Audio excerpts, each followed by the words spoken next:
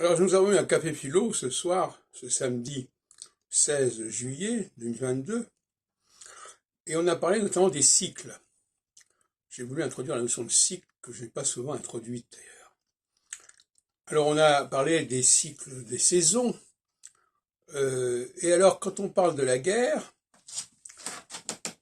de toutes sortes de phénomènes économiques et sociaux, mon interlocuteur, c'est-à-dire Christophe en l'occurrence, nous dit: ah oui, mais non, mais là c'est pas des cycles naturels puisque ce sont les hommes qui les incarnent. Mais c'est pas un argument, ça. C'est pas un argument. Parce que justement, les hommes sont eux-mêmes marqués par les cycles. Et ils incarnent ces cycles, justement.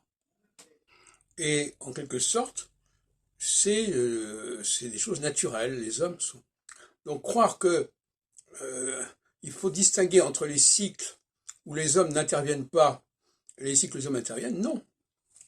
Quelque part, de même que nous subissons les saisons, nous subissons également les cycles psychologiques, psychosociologiques, anthropocosmologiques, comme on voudra. C'est tout à fait possible également. Mais ces observations sont intéressantes, elles sont significatives. Il y a une illusion là de croire que quand les hommes sont agis, mais non, quand les hommes sont agis, ils n'agissent pas. Ils subissent passivement la cyclicité. Ce n'est pas, ça ne veut pas dire pour autant que c'est quelque chose qui émane des hommes.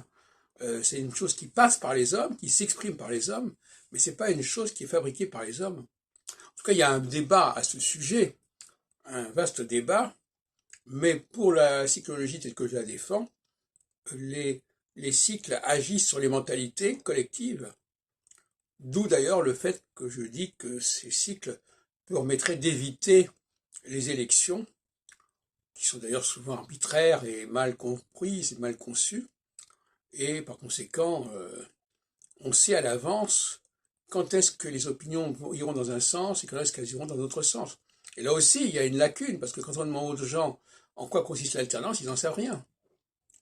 Et je répète encore une fois, l'alternance, c'est entre le respect des superstructures, c'est-à-dire de tout ce que les hommes, justement, sont capables d'instaurer comme cela dans le temps et dans l'espace, et le domaine des structures fondamentales qui ne dépendent pas d'eux, mais dont ils sont marqués et influencés profondément.